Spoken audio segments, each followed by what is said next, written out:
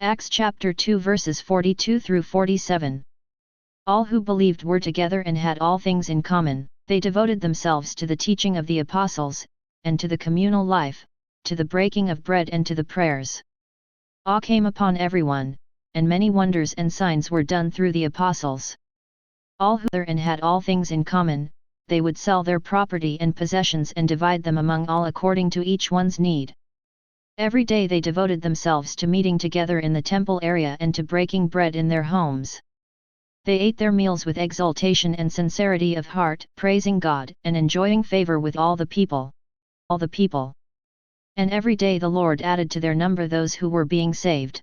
In this reading we see how believers shared their lives, their teaching, their possessions, and most importantly the breaking of the bread, the Eucharist. This passage from Acts demonstrates many, very many, of our present church communities. There is an old saying that is very true: a family that prays together, stays together. That saying applies not only to our immediate family of mom and dad and the children but also to our church community. People who regularly participate, not just attend Mass, are people who know that they need God, and in so doing they allow the Holy Spirit to work in their lives.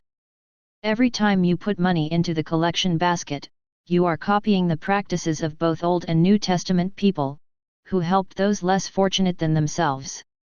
The Church is the ship that sails in the troubled waters of the world, and at the same time it helps its passengers and crew reach the promised land. Jesus had commissioned, or ordained, only the 11 apostles to be the leaders and teachers of Christianity. Keep in mind that New Testament scriptures had not yet been written, so the apostles were to teach what Jesus had verbally taught them. Jesus, the founder of Christianity, formed the Church's leadership structure.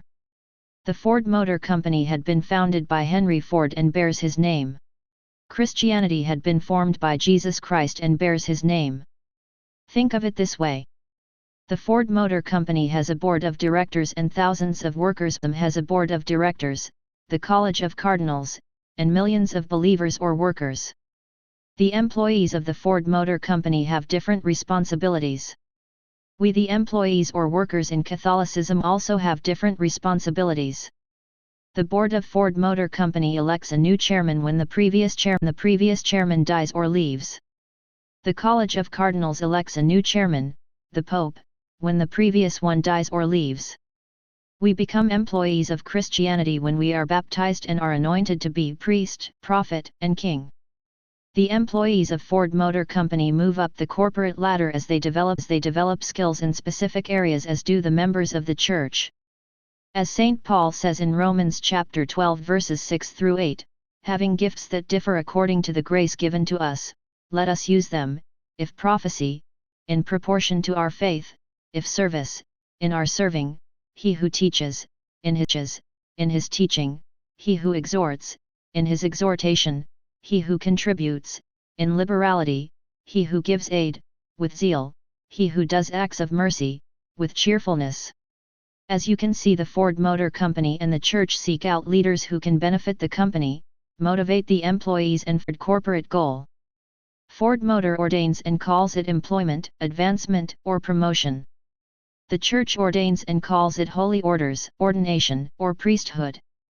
How then do we fulfill our baptismal call to priesthood?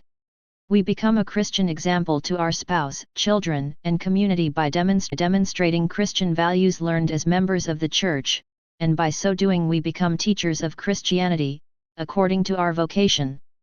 In the days of Moses, wasn't there also a certain class of people set apart to teach the people? Sure, they were called members of the tribe of Levi, a special group, called priest, who functioned as Old Testament mediators between man and God. In this reading the disciples were praying and waiting for the Holy Spirit. Mark tells us that the disciples and apostles continued to worship in the temple. As you might imagine, Christians worshipping in the temple would eventually lead to conflict and expulsion from the temple. Expulsion from the temple should not be viewed as a negative event because the expulsion forced the disciples to accept their Jewish roots and move on to their growing Christian tree or identity. It is really tempting to be selfish and keep everything given to you by God for yourself. God helps us break the selfish desire by giving us families with which we share or a feeling that we need to help those less fortunate. When you give freely you feel good because your gift is validated by God, who gives you the good feeling. A healthy, thriving church community attracts people and then leads them to Christ. The churches that demand certain beliefs, actions, and habits from their congregants are the churches that grow in numbers and faith. In this reading we find that view substantiated. The congregants believe in the Lord, they willingly follow the Lord's representatives and care for one another. As a result, the Lord added to their number, day by day, those who were being saved.